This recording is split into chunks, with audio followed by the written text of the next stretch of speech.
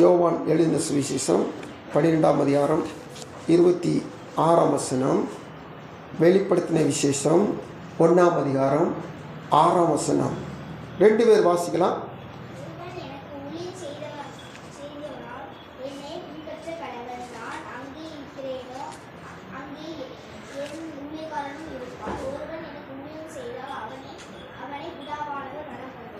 நம்மிடத்தில் அன்பு கூர்ந்து தமது இரத்தத்தினாலே நம்முடைய பாவங்களெல்லாம் நம்மை கழுவி தம்முடைய பிதாவாகிய தேவனுக்கு முன்பாக நம்மை ராஜாக்களும் ஆசாரியர்களும் ஆகிய அவருக்கு மகிமையும் வல்லமையும் என்றென்றைக்கும் உண்டாயிருப்பதாக.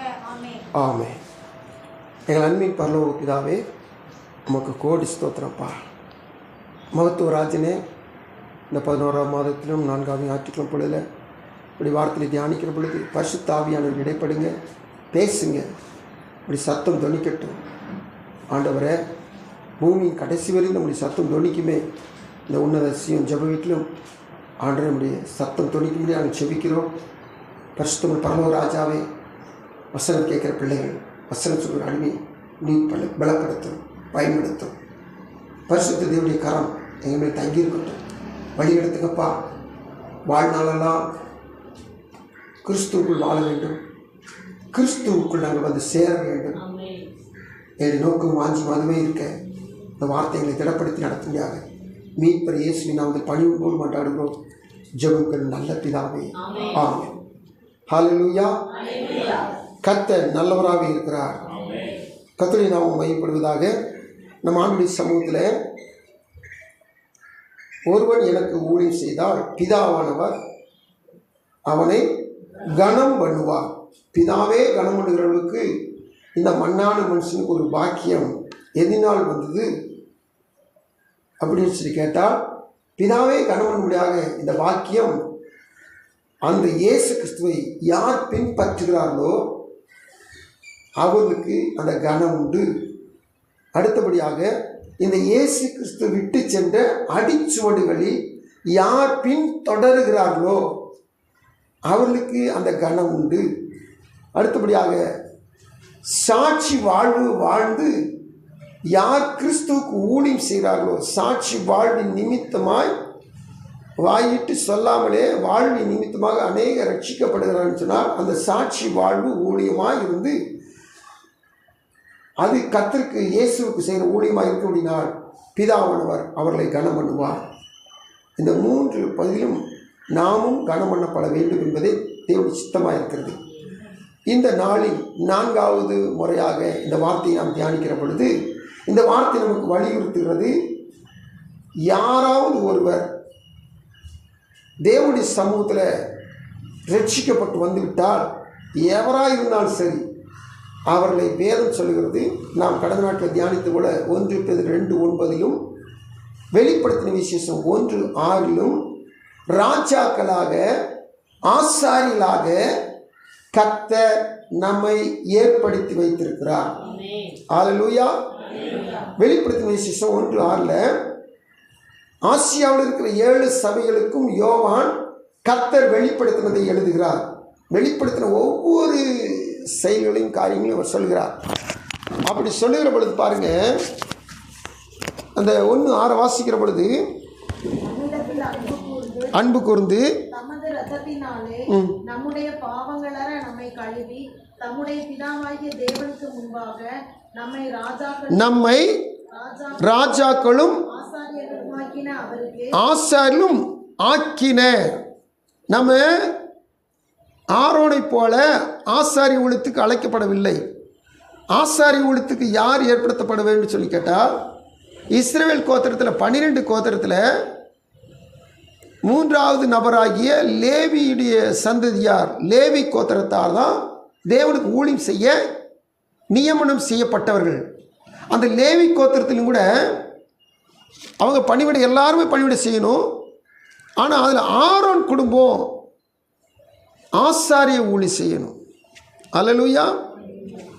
அந்த ஆரோன் குடும்பம் ஆசாரியர்கள் வந்துக்கிட்டே இருக்கும்போது அநேக ஆசாரியர்கள் இருப்பார்கள்.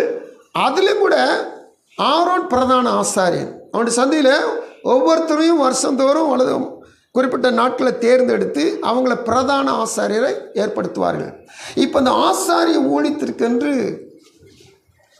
வெளிப்படுத்தின விசேஷம் 1:6 யாரெல்லாம் ரட்சிக்கப்பட்ட, யாரெல்லாம் திருச்சபைக்கு வருகிற, யாரெல்லாம் விசுவாசிகளாக இருக்கிற தேவ பிள்ளைகள் யாரெல்லாம் இருக்கிறார்களோ நாம் எல்லாருமே 1:6 வெளிப்படுத்தின விசேஷத்தின்படி நாம் ராஜாக்கள், நாம் ஆசாரியர்கள். அல்லேலூயா. ஆக்கப்பட்டிருக்கிறோம். நாம் ஆசாரியர்கள் கிடையவே கிடையாது. நம்ம ஆசாரியர்களாக ஏற்படுத்தப்பட்டிருக்கிறோம், ஆக்கப்பட்டிருக்கிறோம் இயேசு கிறிஸ்துவினால.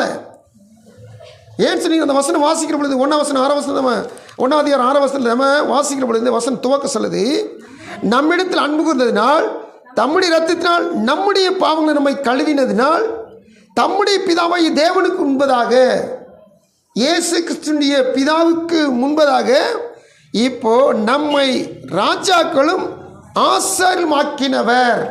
அல்லேலூயா. அப்போ நாம் ஒவ்வொருவரும் ஆசாரியில் ஆக்கப்பட்டிருக்கிறோம். அல்லேலூயா.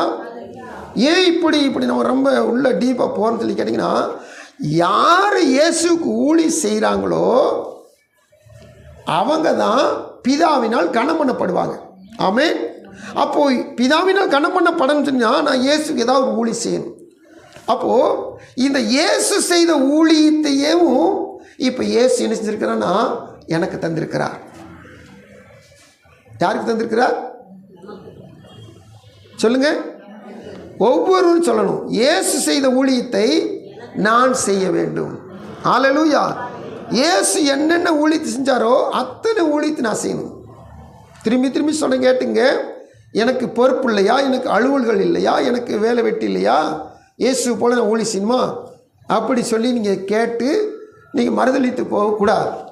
போகவும் விட மாட்டார் ஆண்டவர். ஏன்னா அவருடைய இரத்தினால் கழுவி சுத்திகரிக்கப்பட்ட ஒவ்வொருவரையும் கர்த்தர் லேவியராகமத்தின் புஸ்தகம் 25 பழைய ஏற்பாட்டின்படியும் புதிய ஏற்பாட்டு 1 பேதுரு 2:9 இங்கே வெளிப்படுத்தின 1:6 நம்மை ஆசாரியர்களாக ஆக்கியிருக்கிறார். அல்லேலூயா. நாம் ஏதாவது ஒரு ஊழியத்தை கர்த்தருக்காக செய்தே ஆகணும். ஜெப ஊழியம் கடந்த வாரத்தில் பார்த்தோம், சுவிசேஷ ஊழியம் கடந்த வாரத்தில் பார்த்தோம், ஆண்டுடைய சமூகத்தில் சாட்சியாய் வாழ்கிற ஒரு வாழ்வு இதை பார்த்தோம். அப்போ தேவ சமூகத்தில் நாம் எப்படியாவது கர்த்தருக்கு ஊழியம் செய்ய வேண்டும். இன்றைக்கி கர்த்தருக்கு என்ன ஊழியம் செய்ய கர்த்தர் நம்மை ஆயத்தப்படுத்துகிறார், நம்மை தயார்படுத்துகிறார்னு சொல்லி கேட்டிங்கன்னா, ஆசாரிய ஊழியம் செய்ய. ஊழியத்தில் பல வகை உண்டு. கேட்டிங்களா?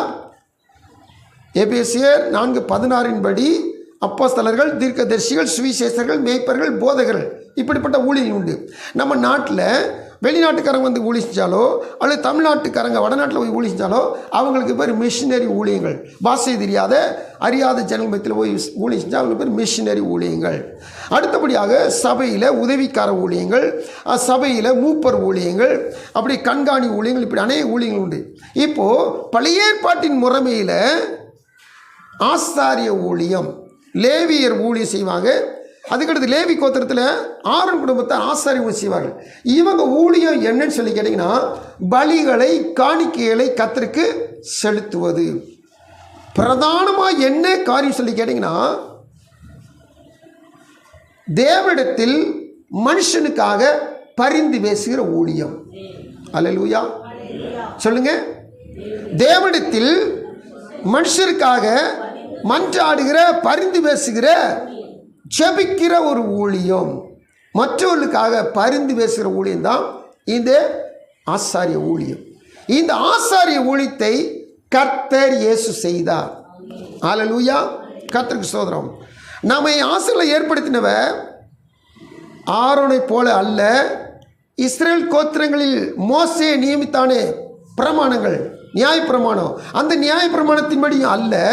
இயேசு கிறிஸ்து எப்படி ஆசாரியரானார் அப்படி சொல்லி கேட்டிங்கன்னா, அவர் மெல்கிசேதேக்கின் முறைமையின்படி ஆசாரியரானார். அல்லேலூயா. இந்த மெல்கிசேதேக் என்பவன் நியாய பிரமாணத்துக்கு உட்பட்டவர் அல்ல. இவர் ஆபிரகாம் காலத்தவர். இவர் ஆபிரகாம் காலத்தில் ஆபிரகாம் 4 ராஜாக்களையும் முறியடித்து அவர் பொன்னோடு பொருளோடு வருகிற அந்த மெல்கிசேதேக்கு ஆபிரகாமை ஆஸ்வதித்தார். ஆபிரகாம் இந்த மெல்கிசேதேக்கு அப்பமும் திராட்சரசத்தையும் கொடுத்து ஆஸ்வதித்தார். இந்த ஆபிரகாம் மெல்கிசேதேக்கு தாம் கொண்டு வந்த சகல பொருட்களிலும் தசம பாகத்தை கொடுத்தார். சிலர் சொல்லுவாங்க தசம பாகம் என்பது அது நியாயப்பிரமாணத்தின் காலத்துக்குரியது, அது நியாயப்பிரமாணத்துக்கு உட்பட்டதுனால நம்ம தசமாக கொடுக்க வேண்டிய அவசியம் இல்லை. உண்மைதான். ஆனால் நியாயப்பிரமாணத்துக்கு முந்தினது தசம பாகம். அல்லேலூயா. விளங்கிக் கொள்ளணும். நியாயப்பிரமாணத்துக்கு உட்பட்டது கிடையாது. ஆபிரகாம் காலத்தையும் என்ன செய்கிறாரு, அவருடைய பேரனோட மகன்தான் லேவி, லேவியோட குடும்பத்தார் தான் ஆசாரியர், ஆசாரியருக்கு தசமாக கொடுக்கணும். இதெல்லாம் முறைமைகள். ஆனால் இதுக்கெல்லாம் முந்தினது அப்பாற்பட்டது. அதுபோல் ஓய்வு நாள் பிரமாணத்தையும் ஆண்டவர் இயேசு புதிய ஏற்பாட்டில் சொல்லும்போது ஓய்வு நாள் இது ஆண்டவர் இயேசு வானத்தையும் உண்டாக்கின மாத்திரத்திலே ஓய்வு நாளை தொடங்கி வச்சிட்டார். அதுவும் நியாயப்பிரமாணத்துக்கு உட்பட்டது கிடையாது. அல்லேலூயா. கர்த்தர் சொல்ல காத்துக்கு தேவ பிள்ளைகள், சில காரியங்கள் சில பாரம்பரியங்கள் நம்ம நினைச்சுன்னா அப்படி கட்டுப்பாட்டுகளை வைக்கும். ஆனால் உண்மையிலேயும் வேதத்தை உள்ள நுழைஞ்சு ஆராய்ச்சி பண்ணி தியானிக்கும் போது தான் அநேக காரியங்கள் விளங்கிக் கொள்ளும். அல்லேலூயா. இப்போ ஆசாரிய ஊழியம் ஆரோன் செய்தார். ஆரோன் எபிரேயர் 5:1 படி அவர் பலியையும் காணிக்கையும் செலுத்துகிறார். அவர் ஆசாரிய ஊழியம் செய்தார். அவர்கிட்ட ஒரு ஆடோ அல்லது கிடாவோ மாடோ அல்லது புறாவோ கொண்டு வந்தால் லேவி ராம் 1ஆவது இடத்தின்படி அவர் அதன் தலைமையில் கை வைப்பார், அதை தலையை வெட்டுவார், தோலை உரிப்பார். இப்படி பலி செலுத்தி ஆணுடைய சமத்தில் அந்த பலியின் ரத்தத்தை கொண்டு தெளிச்சிட்டு இப்போ பாவ நிவர்த்தி செய்து என்ன சொல்வார், ஜனங்களை அனுப்பிச்சுட்டுருவார். இது ஆசாரிய ஊழியம். 5:1 வாசித்தீங்களா? எபிரேயர் 5:1.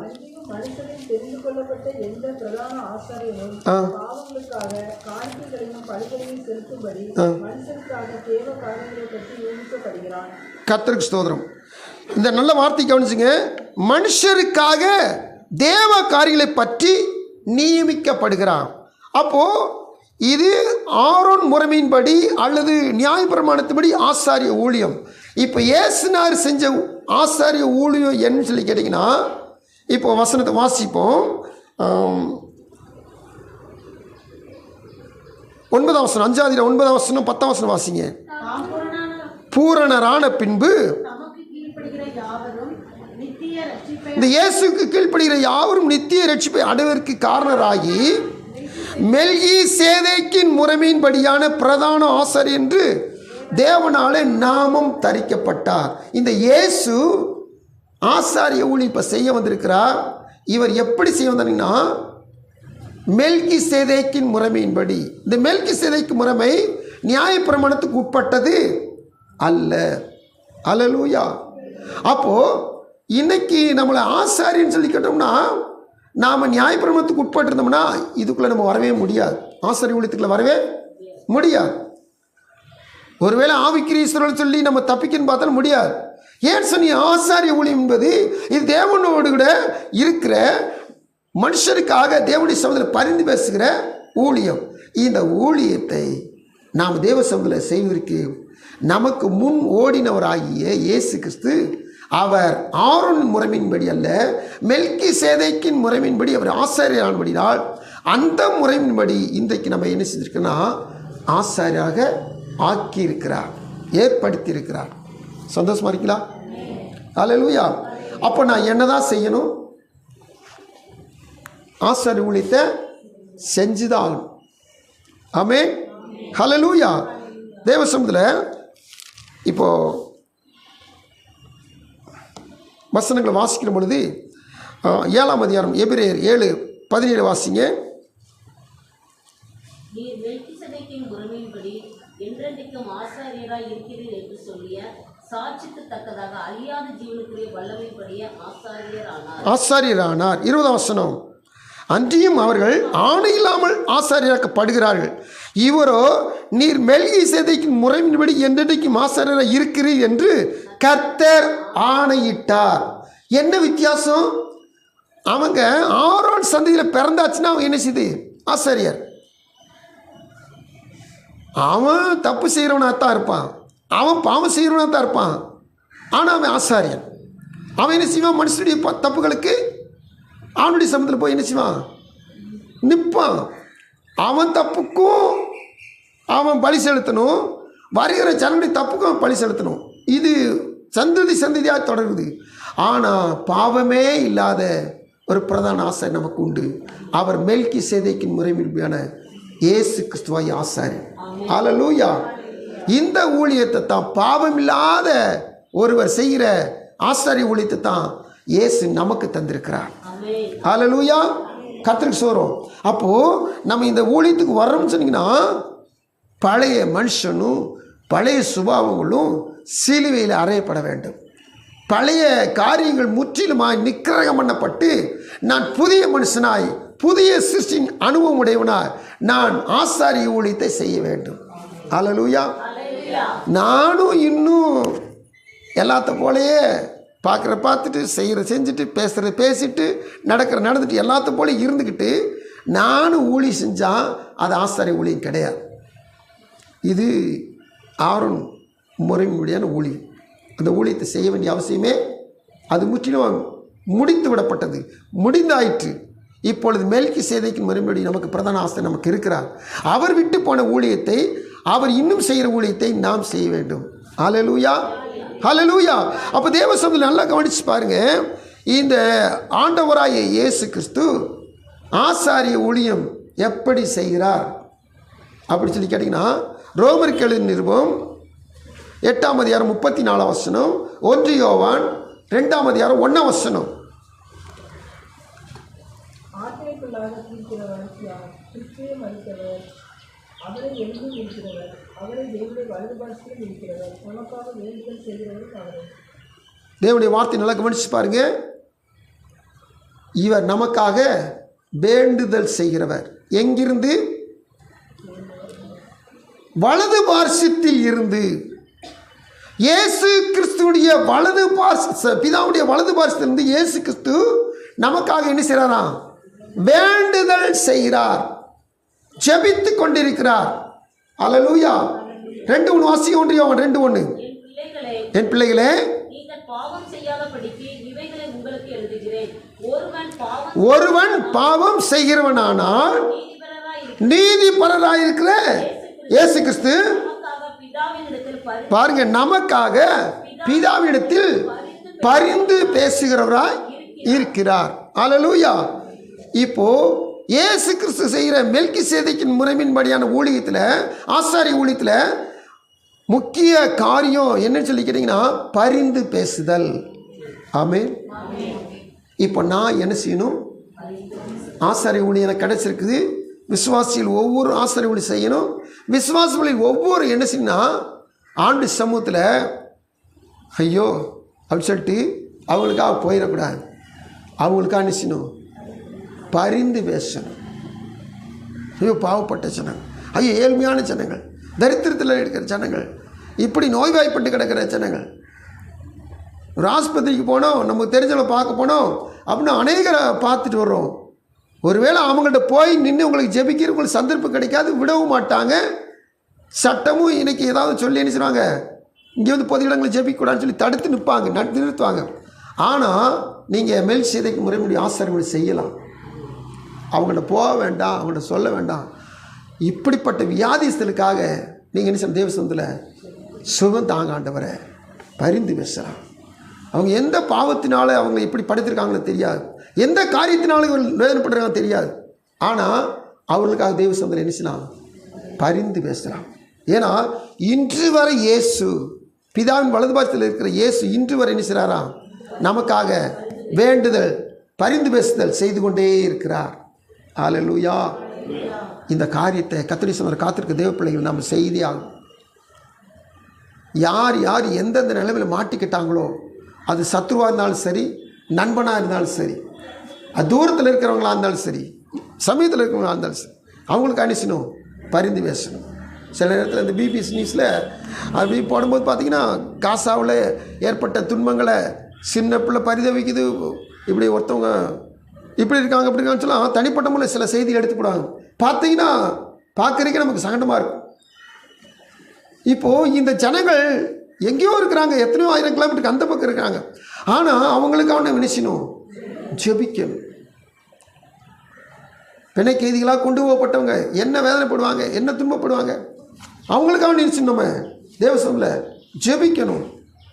மீன் பிடிக்க போனாங்க, எல்லையை கடந்துட்டாங்கன்னு சொல்லி சிலரில் பிடிச்சி கொண்டு போய் 6 மாதம் ஜெயில், இத்தனை லட்ச ரூபா தண்டம் கட்டணும், இதெல்லாம் சொல்கிறாங்க. அவங்க வீட்டில் இருக்கிற மனைவி பிள்ளைகள் இங்கே என்ன செய்கிறாங்க, அழுதுகிட்டு கண்ணீர் வெடிச்சிட்டு இருக்கிறாங்க. இவங்களுக்காக என்ன செய்யணும், செபிக்கணும். பரிந்து பேசுகிற ஊழியர்கள்.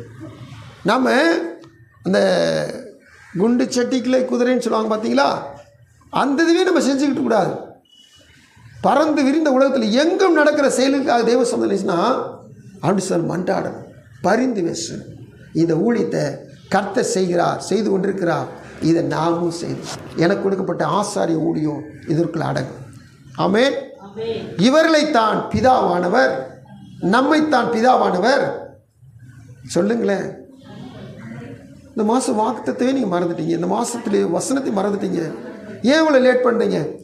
ஹல்லேலூயா. நம்மைத்தான் பிதாவானவர் கனம் பண்ணுவார். பரிந்து பேசுகிற ஊழியத்தை செய்கிற ஆசான என்னை பிதாவானவர் கனம் பண்ணுவார். இயேசு எப்படி என் பிதா கனம் பண்ணினாரோ, அவருடைய வலது பார்சத்திலே உட்கார வைத்தாரோ, எல்லா நாமத்துக்கு மேலான நாமத்தை தந்தினாரோ, இயேசுவுக்கு ஊழி செய்கிற என்னையும் கர்த்தர் கனம் பண்ணி எல்லாவற்றுக்கும் மேலாக என்னை உயர்த்த வல்லவராயிருக்கிறார். ஹல்லேலூயா, ஹல்லேலூயா. இப்போ தேவ சமூகத்தில் இந்த பரிந்து பேசுகிற ஊழியத்தை செய்தவர்களை குறித்தும் இன்னும் ஒவ்வொரு காரியங்களை குறித்து நம்ம வேதத்தில் தியானிக்க போகிறோம். அப்படி தியானிக்க முற்படுகிற பொழுது நாம் ஆதியாகமத்தின் புஸ்தகம் 18ஆம் அதிகாரத்தில் பழைய ஏற்பாட்டில் ஒரு மனுஷன் பரிந்து பேசுனது குறித்து நம்ம பார்க்குறோம். இந்த 18ஆம் அதிகாரத்தில் எடுத்துக்கொண்டீங்கன்னா இந்த ஆபிரகாம் உடைய ஜபத்தை பாருங்கள், அவன் எப்படியெல்லாம் பரிந்து பேசுகிறான்னு பாருங்கள். அவனுடைய சமூகத்தில் காத்திருக்க தேவ பிள்ளைகளே, 18ஆம் அதிகாரத்தை எடுத்துக்கொள்ளுங்க.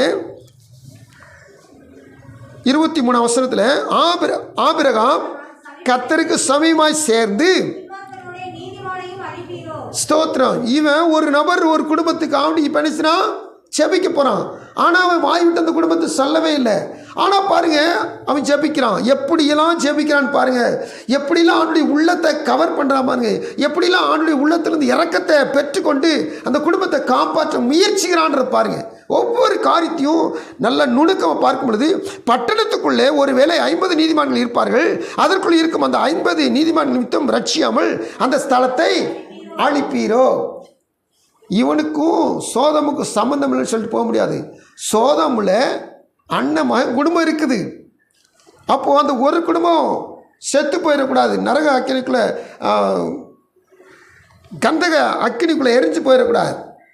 அதை தடுத்து நிப்பான்றதுக்காண்டி என்னென்ன ஜபம் பரிந்து பேசுதல் காரியத்தை வரிசையாக செய்யணும்னு பார்த்தீங்கன்னா, ஒவ்வொரு முறையும் கேட்குறான், இதோ அடியேன் பேச துணிந்தேன், தூளும் சாம்பலுமாக இருக்கிற அடிமை உம்முடைய சமூகத்தில் பேசுகிறேன். ஒவ்வொரு முறை ஆண்டுடைய சமூகத்தில் நினைச்சான், அவனையும் தாழ்த்துறான், ஆண்டவரையும் உயர்த்துறான். ஆனால் மன்றாட்ட விடலை, செபிக்கிற ஜபத்தை விடலை. அவனுடைய உள்ளான நோக்கம் எப்படியோ அங்கே இருக்கிற லோத்து குடும்பம், இவருடைய ரத்தம் அது காக்கப்பட வேண்டும், இவருடைய சொந்தம் அது மீட்கப்பட வேண்டும், அது எப்படியாவது ரட்சிக்கப்பட வேண்டும். இந்த பர்பஸை அவன் ஒரு நாள் மாற்றிக்கொள்ளவே இல்லை. பிரிஞ்சு போனவன் தானே, சொத்து கூடிச்சுன்னு நம்ம வேலைக்காரங்களோட சண்டை போட்டு போனவன் தானே, இல்லை. யாராக இருந்தாலும் சரி அவன் ரட்சிக்கப்படணும். ஆண்டுடைய சமூகத்தில் 26ஆம் வசனத்தில், அதற்கு கர்த்தர், நான் சோதோமில் 50 நீதிமான்களை கண்டால் அவர்கள் நிமித்தம் அந்த ஸ்தலம் முழுவதையும் ரட்சிப்பேன். 27 தூளும் சாம்பலுமாய் இருக்கிற அடியேன் ஆண்டவரோட பேச துணிந்தேன். இப்போ 29ஆம் வசனத்தில், அவன் பின்னும் அவரோட பேசி 40 நீதிமான்கள் அங்கே காணப்பட்டால் என்றான். அதற்கு அவர் 40 நீதிமான்கள் நிமித்தம் அதை அழிப்பதில்லை என்றார். கர்த்தருக்கு ஸ்தோத்திரம். இப்போ தேவசமத்தில் 30ஆம் வசனத்தில், நான் இன்னும் பேசுகிறேன், ஆண்டவருக்கு கோபம் வராமல் இருப்பதாக. தேவசமத்தில் 31ஆம் வசனத்தில், இதோ ஆண்டவரோட பேச துணிந்தேன். இன்னும் பாருங்க 32ஆம் வசனத்தில், ஆண்டவருக்கு கோபம் வராதிருப்பதாக நான் இன்னும் இந்த ஒரு விசை மாத்திரம். கடைசியா ஆண்டவரே இன்னும் பேர் சொல்லலை, லோத்து பேரை சொல்லவே இல்லை. ஆனால் அவன் நினைச்சான் ஒரு விசை, ஆண்டது ஒரு விசை மாத்திரம். கர்த்தருக்கு ஸ்தோத்திரம். இந்த ஒரு விஷயம் சொன்னாவே அதில் ஒரு எஃபெக்ட் இருக்கு. இன்னொரு மனுஷன் பார்த்தீங்கன்னா ஒரு விஷயம் சொன்னால் பார்த்தீங்களா, இந்த ஒரு தரம் மாத்திரம் யார் இது? பலத்த ஒரு வீரன் சிம்சோன். நசரேய விரதம் போச்சு, ஆவியானவர் விலகிட்டார். ஆனால் திரும்பவும் ஒரு நாள் ஜெபிக்கிறான். பழிக்கு பழி கடைசி நேரத்தில் என் கண்களுக்கு ஈடாக இந்த ஒரு விசை என்னை பலப்படுத்துங்க ஆண்டவரே, இந்த ஒரு விசை மாத்திரம்.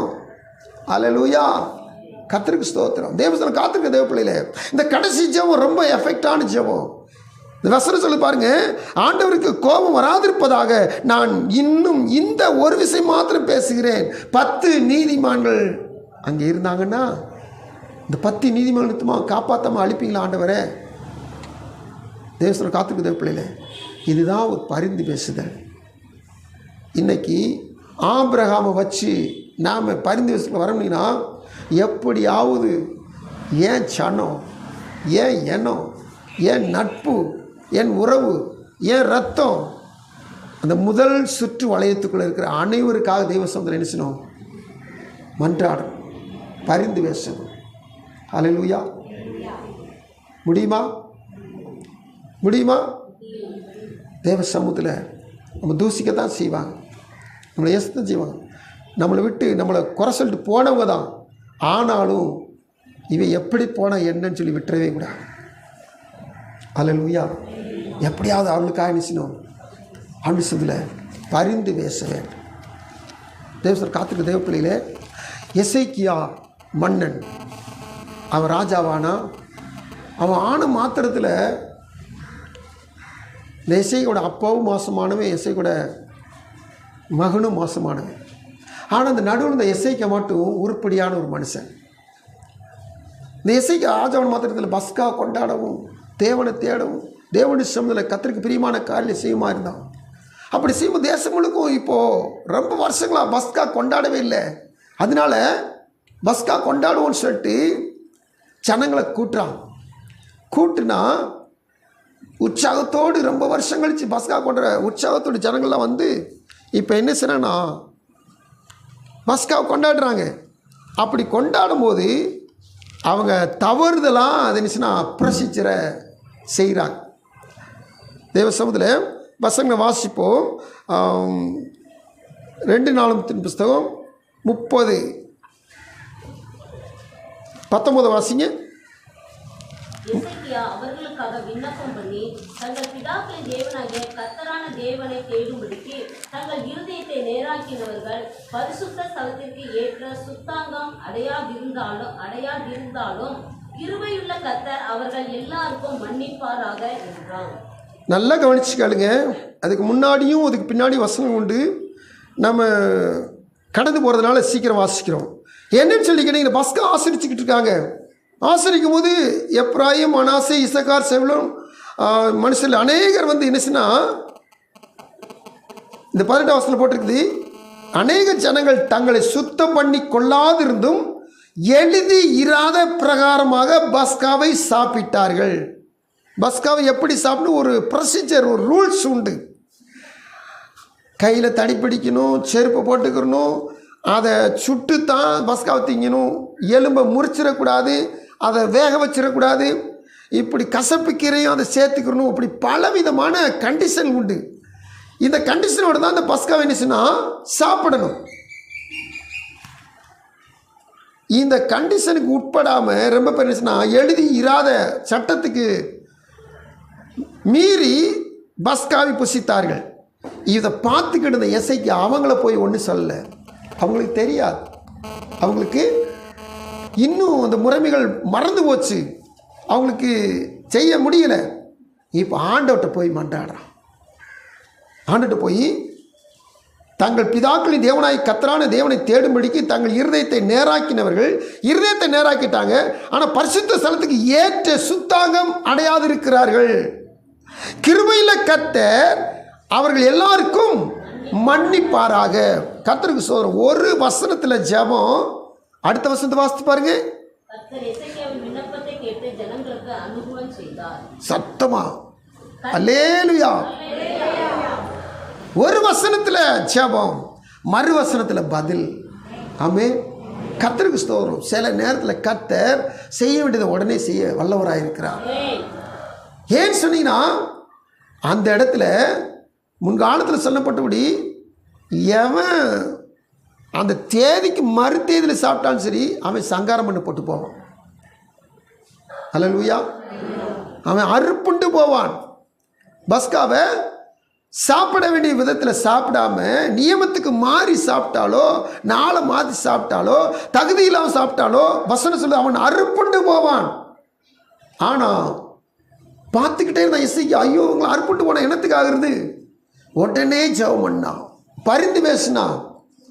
இந்த பரிந்து பேசல் பரலோகத்தின் தேவனுக்கு எட்டி மறுநிமிஷம் பதில் கொடுத்துட்டார். கர்த்தர் இசைக்கு அவன் விண்ணப்பத்தை கேட்டு ஜனங்களுக்கு அனுகூலம் செய்தார். கர்த்தருக்கு ஸ்தோத்திரம். ஆண்டுடைய சொல்ற காத்திருக்க தேவ பிள்ளைங்க அறிஞ்சோ அறியாமலோ சில நேரத்தில் டக்குன்னு நம்ம பிள்ளைங்க செஞ்சுருவாங்க, குடும்பத்தார் செஞ்சுருவாங்க, தேச ஜனங்கள் செய்வாங்க. ஸ்தோத்திரம். கூட்டம் கூட்டமாக போகிறாங்க, நடந்துட்டு போகிறாங்க. இந்த வருஷத்துலேயும் பார்த்தீங்கன்னா ஒரு மனுஷனை எப்படி போய் கொண்டு போனாங்க பார்த்தீங்களா? அநேக மனுஷர்கள் அப்படி வருஷம் ஏற்பட்டுக்கிட்டு இருக்காங்க. முழுவதும் கொக்கிகளை போட்டு இது அப்படி கிரெயின் சர்வீஸ் பார்த்தீங்கன்னா பெரிய கிரெயின் லாரியில் தொங்க விட்டு பெரிய பெரிய கொக்கியல் முதுகு தோளில் தொங்க விட்டு அப்படியே போகிறாங்க. தேவ சமூகத்தில் நமக்கு எரிச்சலும் கோபமும் சில இடத்துல வரும். ஆனால் என்ன தான் செய்யணும்? அறியாமல் செய்கிறார், தெரியாமல் செய்கிறார். உலக பக்தி அவங்கள என்ன செய்யுது? தாறுமாறாக கொண்டு போகுது. பிசாசு அவங்கள தலைகீழாக நடத்துது. ஸ்தோத்திரம். இவர்களுக்காக நம்ம என்ன செய்யணும்? பரிந்து பேச வேண்டும். அவங்க யார் இல்லை? என் தேச ஜனங்கள். ஹல்லேலூயா. ஆதாமின் வழியிலும் நோவாவின் வழியிலும் நான் வந்ததுனால அவங்க என் ரத்தம், என் ஜனம். அவங்க மரணத்துக்கு போய் நரகத்துக்கு நாக்கினைக்குள்ள போய் சிக்கிக்கொள்ளக்கூடாது. அவர்களுக்காக நான் பரிந்து பேசினாய் காணப்படும். ஆமென். ஹல்லேலூயா. தேவத்தில் காத்திருக்க தேவ பிள்ளைகளே, தேவனாய் கர்த்தருடைய சமூகத்தில் நாம் புதிய ஏற்பாட்டுக்கு வர்றோம். அப்படி புதிய ஏற்பாட்டுக்கு வரும்போது இயேசு கிறிஸ்துவை போல மரண நேரத்தில் பரிந்து பேசின ஒரு மனுஷன் உண்டு. இயேசு கிறிஸ்துவை போல மரண தருவாயில் இயேசு கிறிஸ்து என்ன பரிந்து பேசினார்? மரண தருவாயில், பிதாவே இவர்களுக்கு மன்னியும், தாங்கள் செய்கிறது இன்னதென்று அறியாதிருக்கிறார்கள். அப்போஸ்தலர்களின் புத்தகம் 7ஆம் அதிகாரத்தில் ஸ்தேவான் என்று சொல்லப்படுகிற பரிசுத்தவான், சாதாரண பந்தி விசாரிப்பு வேலையில் இருந்தவர். ஆனால் அவர் பெரிய ஒரு பிரசங்கம் பண்ணுறார். இந்த பெரிய பிரசங்கத்தில் கேட்டுக்கிறவங்களுக்கெல்லாம் பகுதி வரைக்கும் நல்லா கேட்டாங்க. பழைய ஏற்பாட்டை சொல்கிற வரைக்கும் நல்லா சந்தோஷமாக கேட்டாங்க. பகுதிக்கு மேலே இயேசு தான் முன் சொல்லப்பட்டவர், முன் உரைக்கப்பட்டவர், தீர்க்கதரிசிகளால் சொல்லப்பட்டவர். அவர் தான் இந்த பூமியில் பெத்லகேமில் பிறந்து, அவர் தான் கல்வாரி சிலுவையில் மரித்து, அவர் தான் அடக்கம் பண்ணப்பட்டு இஸ்ரவேலுக்கு அவர் தான் ரட்சகர் சொன்ன மாத்திரத்தில் பல்ல கடிச்சிட்டு அவனை எல்லாரும் சேர்ந்து கல்லை விட்டு எரிய போகிறாங்க. இப்போ எரிஞ்சிட்டாங்க. அவன் சாகிற நேரத்தில் கடைசி வசனத்துக்கு முதல் வசனத்தை வாசிங்க. அப்பொழுது கர்த்தராகிய இயேசுவே, என் ஆவியை ஏற்றுக்கொள்ளும் என்று ஸ்தேவான் அவனும் முழங்கால் படியிட்டு, ஆண்டவரே, எல்லாரும் பாருங்க, ஆண்டவரே இவர்கள் மேல் இந்த பாவத்தை சுமத்தாதீரும். கர்த்தருக்கு ஸ்தோத்திரம். குரலின்படி சொல்வதும் பிரசங்கம் போது ரொம்ப லேசு, ஆனால் அது வாழ்க்கையில் நடைமுறைக்கு வரும்போது கஷ்டம். கல் எரிஞ்சிக்கிட்டு இருக்கும்போது முழங்கால் போட முடியுமா? கல் எரிஞ்சிக்கிட்டு இருக்கும்போது ஒவ்வொரு கல்லும் விழுக விழுக ரத்தம் சிந்துது, அடி ஓவராக இருக்குது, மண்டையிலையும் கல் படுது, நெஞ்சிலையும் கல் படுது, எல்லா இடத்துலையும் படுது கல். இந்த கல் படப்பட வேதனைக்கு எல்லாரும் தமிழர்கள் அம்மா ஐயா இப்படி தான் கத்துவாங்க. ஸ்தேவான் எப்படி கத்திருக்கிறாரு? பிதாவே இந்த பாவத்தை இவர்கள் மேல் சுமத்த வேண்டாம். அப்படி சொல்லியே நித்திரை செத்துட்டார். ஸ்தோத்திரம். கர்த்தருக்கு ஸ்தோத்திரம். தேவ காத்திரு தேவ பிள்ளைகளே, ஆண்டு சமத்தில் இருக்கிறோம். எந்த வேலையிலும் ஜபந்தான். இங்கே பரிந்து பேசுகிறார். ஸ்தேவான் எப்படிப்பட்ட நேரத்தில் பரிந்து பேசுகிறார்? மரணம் வந்துருச்சு, மரணம் நீக்கப்பட்டாச்சு, மரணத்துக்குள்ளே இப்போ போய்கிட்டு இருக்கிறார். ஆனாலும் கூட ஆண்டவரே, என்னை எரிஞ்சதுனால இந்த ஜனங்கள் நரகத்துக்கு போயிடக்கூடாது, இவங்க எரிஞ்சிட்டாங்கன்னு சொல்லி இந்த பாவத்தை இவங்க மேலே சுமத்தாதீங்க. அல்லேலூயா, கர்த்தருக்கு ஸ்தோத்திரம். அநேகர் ரட்சிக்கப்பட்டாங்க, அநேகர் யூதர் ரட்சிக்கப்பட்டாங்க. ஆனால் இயேசுனாருடைய பரிந்து பேசுதலில் தங்களுக்கு தாங்களே என்ன செஞ்சிட்டனா சாபம் போட்டதுனால தான் இஸ்ரவேல் மேலே அந்த சாபம் வந்துச்சு. என்ன அப்படி சாபம்? இந்த பழி எங்கள் மேலேயும் எங்கள் பிள்ளைகள் மேலே இருக்கட்டும். அதனால தான் அந்த சாபம் தான் ஹிட்லர் லட்சக்கணக்கில் யூதர்கள் நினைச்சான் கொண்டு கூச்சான். குப்பையை கூட்டி ஆடுறது மாதிரி யூதர்களை கூட்டி கூட்டி ஆண்டான் செத்த பிரேதங்களை. காரணம், ஏசுனாரை கொன்றாங்க. ஏசுனார் பரிந்து பேசிட்டார். ஆனால் அந்த பரிந்து பேசுறதுக்கு அவங்க என்ன செய்யல, விட்டு கொடுக்கல, ஒப்பு கொடுக்கல. அதனால ஹிட்லர் காலத்துலையும் சரி, இன்னைக்கு வரைக்கும் சரி, அந்த பாவம் உங்களை சுமந்துக்கிட்டே இருக்கு. தேவஸ்தல் காத்துட்டு தேவ பிள்ளைகளே, எக்காரணம் கொண்டும் தேவ சமூகத்தில் ஒரு ஆபிரகாமை போல, ஒரு எசேக்கியா ராஜாவை போல, ஒரு ஸ்தேவானை போல தேவ சமூகத்தை நாம் என்ன சொன்னால் பரிந்து பேசுகிறவர்களாய் காணப்படுவேன். ஹல்லேலூயா, ஹல்லேலூயா. கர்த்தர் சொல்ல காத்துக்க தேவ பிள்ளைகள், எக்காரணம் கொண்டும் எந்த சூழ்நிலையிலும் நாம் ஜெபிக்கிறவர்களாக தான் இருக்கும். ஜெபத்தை மட்டும் என்ன சொல்லக்கூடாது, விட்டுறவே கூடாது. பரிந்து பேசுகிற காரியத்தை ஒதுக்கிறவே கூடாது. இந்த ஸ்தேவானுக்கு என்ன கடன் கிடைச்சி பார்த்துருக்கீங்களா? அப்போஸ்தலர் புத்தகம் 7ஆம் இடத்துல நம்ம வாசித்த வசனத்தில் பாருங்கள், ஒரு பகுதி இருக்கு பாருங்கள். அந்த பகுதி பெரிய விசேஷமான பகுதி. 55 வாசிக்க போகிறோம். அவன் பரிசுத்த ஆவியினால் நிறைந்தவனாய் வானத்தை அண்ணாந்து பார்த்து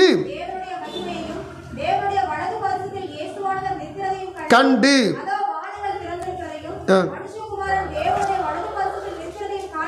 காண்கிறேன் என்றான். இந்த வார்த்தை போதும். இந்த 2 வசனத்தில் ஒரு மகத்துவமான காரியங்கள் நம்ம கண்டுபிடிக்க போகிறோம். என்னன்னு சொல்லி கேட்டிங்கன்னா, இவங்க எல்லாரும் பல்ல கடிச்சிட்டு ஏசுனாரை குறித்து பிரசங்கம் பண்ண மாத்திரத்தில் ஸ்தேவானை கொல்றதுக்கு முயற்சி பண்ணுறாங்க. ஆனால் ஸ்தேவான் பரிசுத்த ஆவியினால் நிறைந்தவனாய் மேலே பார்க்குறான், வானத்தை அண்ணாந்து பார்க்குறான். இப்போ என்ன அவன் கண்ணுக்கு தெரியுது?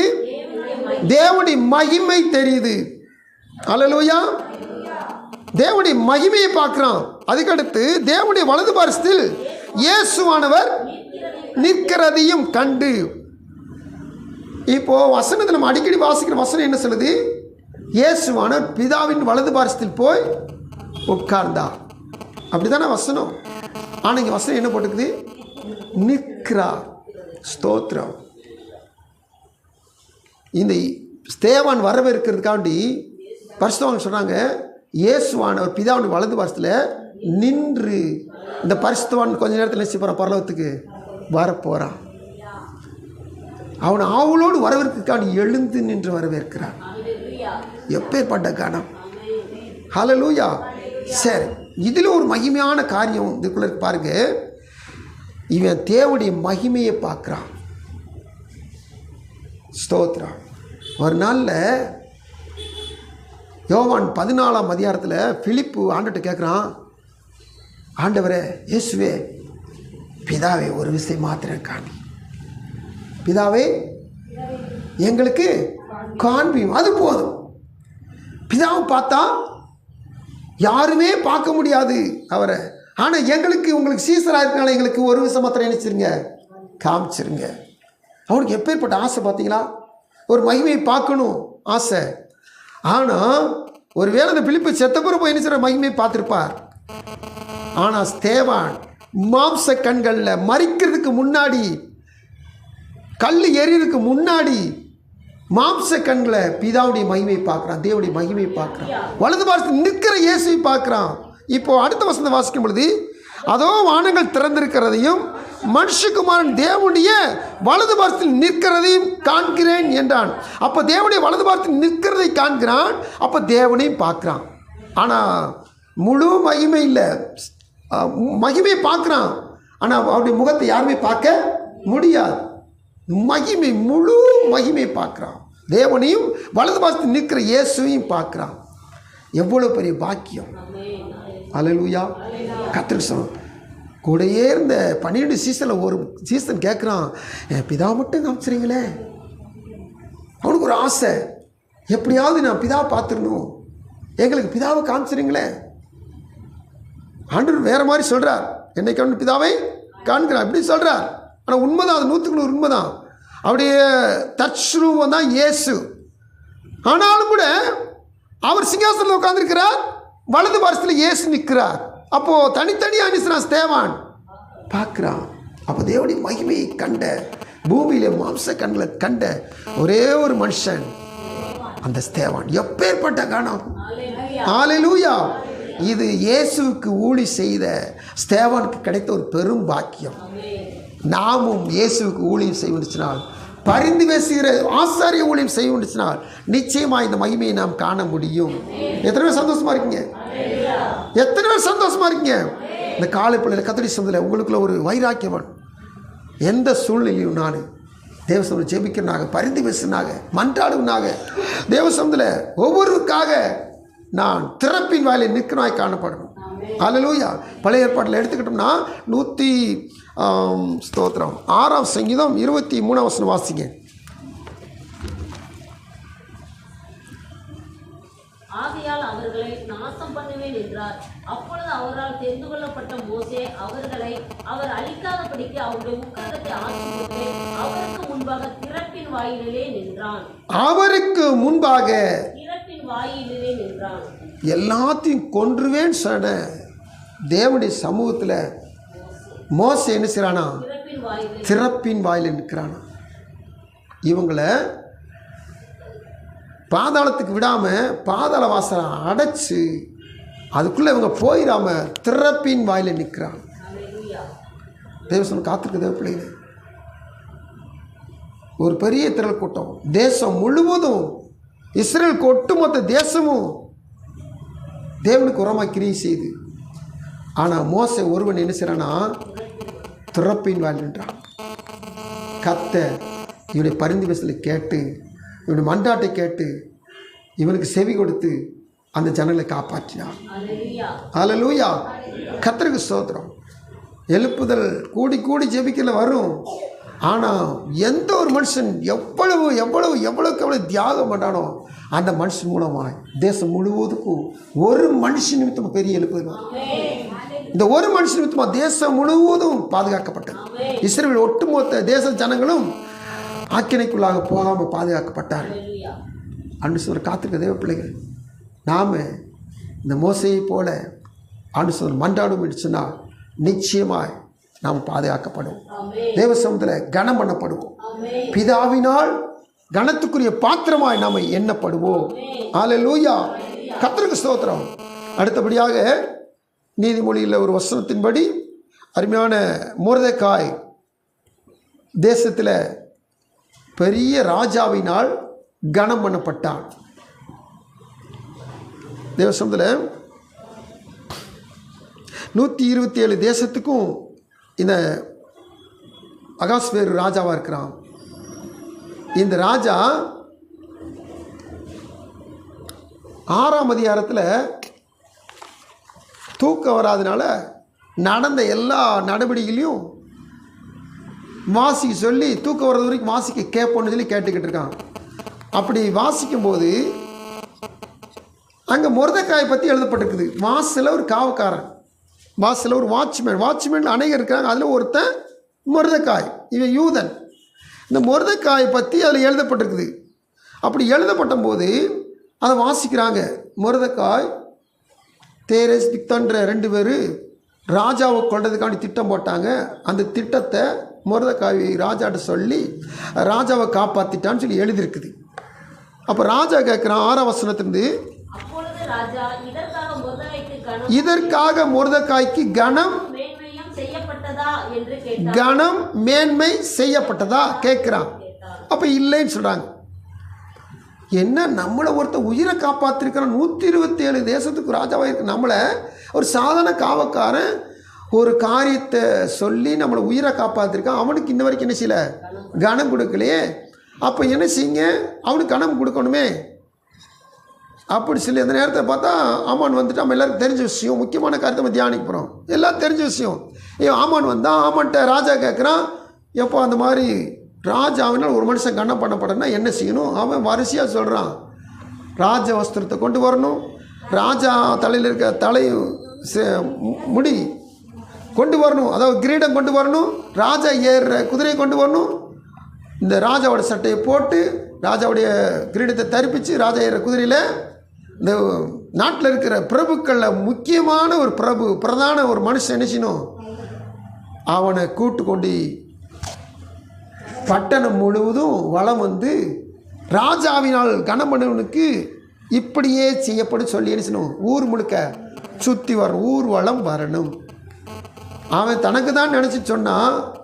ஆனால் நடந்த சம்பவம், நீ சொன்னதில் ஒன்றும் குறையில்லாமல் வாசற்படியிலே காத்திருக்கிற காவலாளன் மொர்தெகாய்க்கு போய் செய், நீ சொன்னதில் ஒன்றும் குறைஞ்சிடக்கூடாது. அல்லேலூயா. நல்லா கவனிச்சு கேளுங்க. ஒரு குறையும் இல்லாமல் வாசல் காவல் வாட்ச்மேன் மொர்தெகாய்க்கு இதை போய் செஞ்சிடான். அப்படியே போய் மொர்தெகாய்க்கு போய் ஆமான் செஞ்சான். தேசம் முழுதும் பார்க்குறாங்க. அந்த தேசம் முழுதும் ஒரு சட்டம் பாஸ் ஆகி அந்த சட்டத்தில் சாக வேண்டிய ஒரு மனுஷன்தான் இந்த மொர்தெகாய். என்னடா சாக வேண்டிய மனுஷன், அந்த சட்டத்துக்குள்ளே கீழே இருக்கிற மனுஷன், ஆனால் இப்போ இவன் என்ன செய்கிறான், ஆமானாலும் இப்படி கனம் பண்ணப்படுறான் அப்படி சொல்லி எல்லாருக்கும் ஒரு ஆச்சரியம், பயங்கர ஆச்சரியம். இதில் கனம் பண்ணப்பட்டாச்சு, அது நிமித்தம் தேசத்தில் பெரிய உயர்வு வந்துருச்சு. இப்போ தேவஸ்தம் நம்ம தியானிக்க வேண்டிய காரியம் என்னன்னு சொல்லி கேட்டிங்கன்னா, ஒரு 127 தேசத்துக்கே ராஜாவால் ஒரு மனுஷன் கனம் பண்ணப்படும் போது எவ்வளோ பெரிய கனம் இருக்கணும்னா, அதை பார்க்கலும் பெரிய ராஜாதி ராஜாவும் கர்த்தாதி கர்த்தரும் மன்னாதி மன்னவனும் மகிமையின் பிதாவும் சேரக்கூடாத ஒளிதலில் வாசம் செய்யுமாகிய பிதாவால் நாம் கனம் பண்ணப்பட நான் என்ன செய்ய வேண்டும்? நான் பரிந்து பேசுகிறேன். ராஜாவுடைய உயிரை காப்பாற்றினான் அந்த தேசத்துடைய. அப்போது அவனுக்கு கொடுக்கப்பட்ட ஊழியத்தில் ஒரு பகுதி தான், அதாவது அரண்மனை காக்கணும், அரண்மனைக்குள்ளே இருக்கிறவங்களை காக்கணும். இது எத்தனையோ பேர் இருக்கிறாங்க, ஆனால் அத்தனை பேர் நிர்விசாரமாக இருந்துட்டாங்க. ஆனால் மொர்தெகாய் சரியாக போய் காப்பாற்றிட்டான். அப்போ அவன் ஊழியத்தை நினைச்சிட்டான், கரெக்டாக செஞ்சுருக்கான். தேவசத்தில் அவன் ஊழியம் பாதுகாப்புற வாட்ச்மேன் ஊழியத்தை கரெக்டாக செஞ்சுட்டான். இன்றைக்கி தேவ சமூகத்தில் நாமளும் தேவனாய் கத்திரிசத்தில் இந்த ஊழியத்தை நினைச்சுன்னா கரெக்டாக செய்யும். அல்லேலூயா. தேவனுடைய சமூகத்தில் இந்த பொறுப்புள்ள காரியத்தை நாம் செய்வோம் என்று சொன்னால் நிச்சயமாகவே நாம் ஆண்டு சுந்தர கனம் பண்ணப்படுவோம். பொறுப்பு தவறுச்சுனிங்கன்னா, அதாவது ஒரு மனுஷன் 3 பேரை கூப்பிடுறான், அவனுக்கு ஆஸ்தியெல்லாம் பகிர்ந்து கொடுக்குறான், தூர தேசத்துக்கு பிரயாணப்பட்டு போகிறான். இந்த 3 பேர்ட்டையும் கொடுத்துட்டு போகும்போது 3 பேர் வாங்கிக்கிறாங்க, 3 பேரும் திருப்பி வந்து சரண்டர் பண்ணுறாங்க. அப்படி சரண்டர் பண்ணும்போது 5 வாங்கினவன் 10 கொடுக்குறான், 2 வாங்கினவன் 4 கொடுக்குறான், 1 வாங்கினவன் 7 கூடமா பேசுகிறான். பேசக்கூடாத பேச்செல்லாம் பேசுகிறான், பொறுப்பு இல்லாமல் பேசுகிறான்.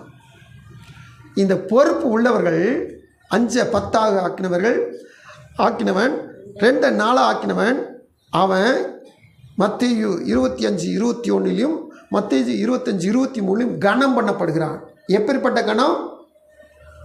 நல்லது உத்தமமும் உண்மையும் உள்ள ஊழியக்காரனே, கொஞ்சத்திலே உண்மையாக இருந்தால் கர்த்தருக்கு ஸ்தோத்திரம்.